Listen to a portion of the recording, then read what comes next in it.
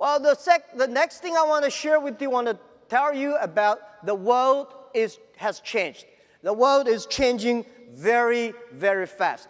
Don't complain about the change, because you complain, it changes. You don't complain, it changes.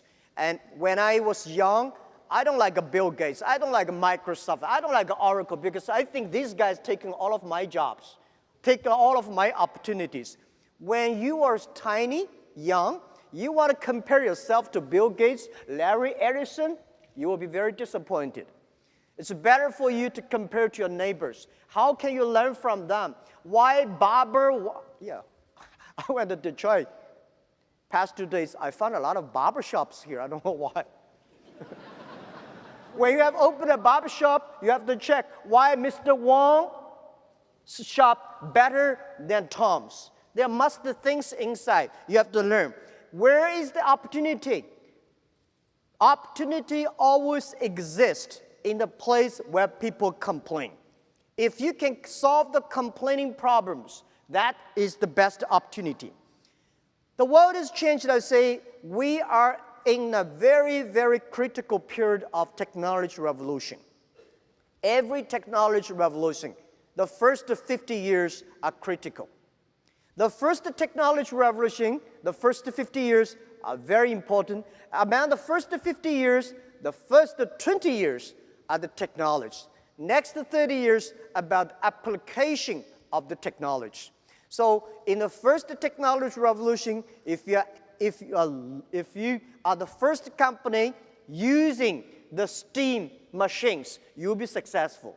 The second technology revolution, if you're the company using electricity sooner, faster, and quicker, then you will be successful. This technology revolution, if you are the company, embrace the change, see the future, change yourself, you might have a better chance.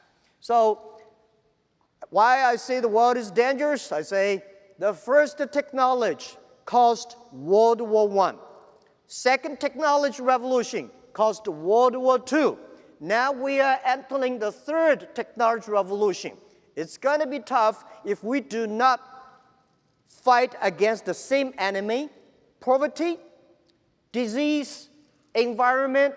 The human being is going to be big trouble. So we have to be sure, we have to understand the future. And the other thing is that I want to say, people don't like globalization. I am a strong believer of globalization. I'm a strong believer of free trade.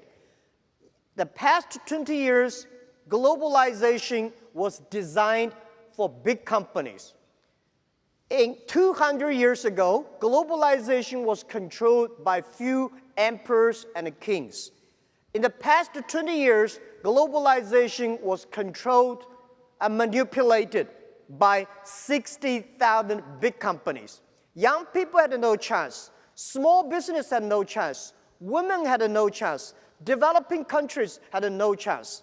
So, but even that, past 20 years, the world economy grew very fast because of globalization. What if we can support 6 million, 16 million small business? They can go global. They can buy and sell. That thing will change very, very fast. So I think when the things is changing so fast, everybody here, all the young people have to think about this.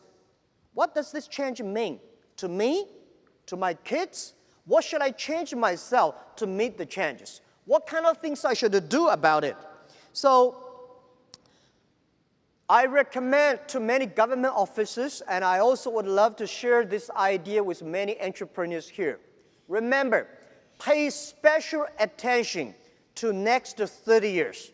In the past 20 years, we have a Google, we have Amazon, we have a Facebook, we have Alibaba, we have all the Uber, all the companies. But the next 30 years are not those pure internet companies will win.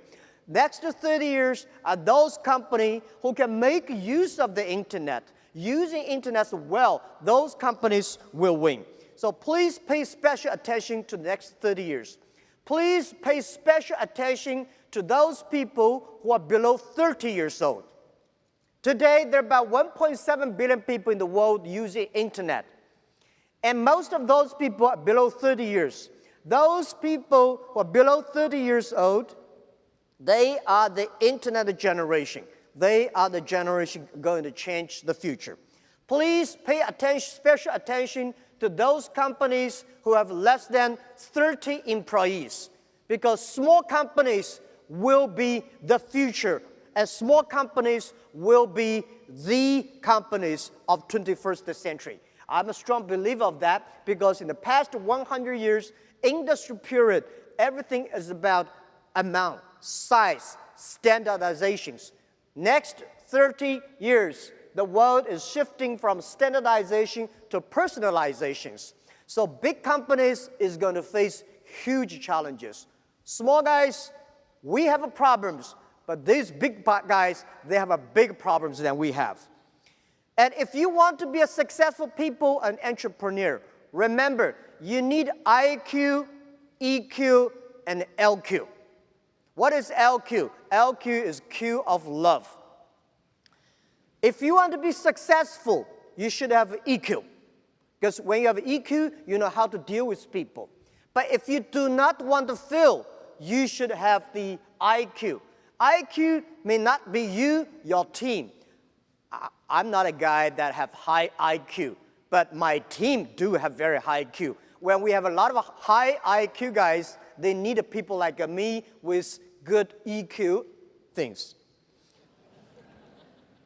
And LQ, the Q of love, is about to care for others.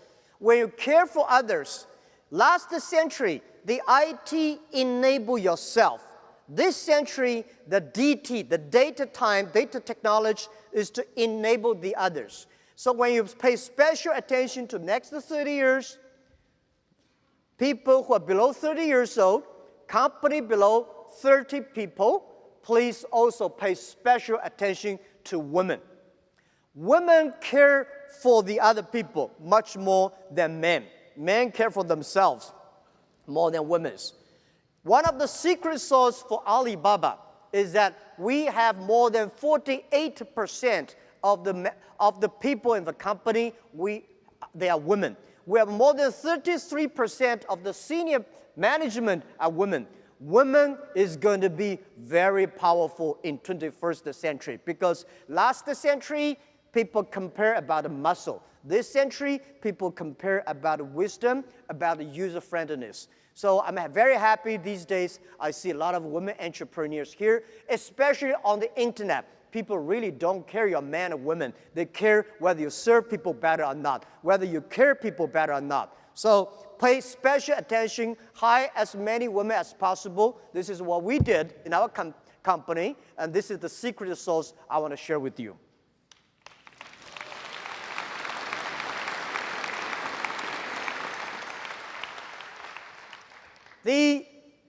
The other thing I want to say, please rediscover China. Before I talk about China, I want to show you a short video, just a few seconds, to see how China changed in past 30 years.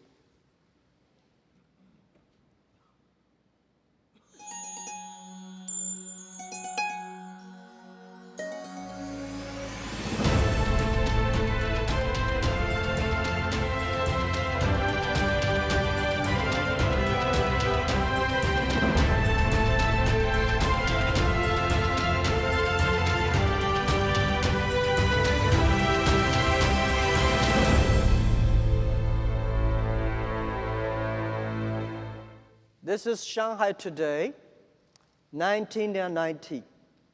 Less than 30 years ago, Shanghai was nothing, just a piece of, a farmland. But within 30 years, China made a city like Shanghai like this. We have a lot of cities like that developing the past 30 years, grow so tremendously.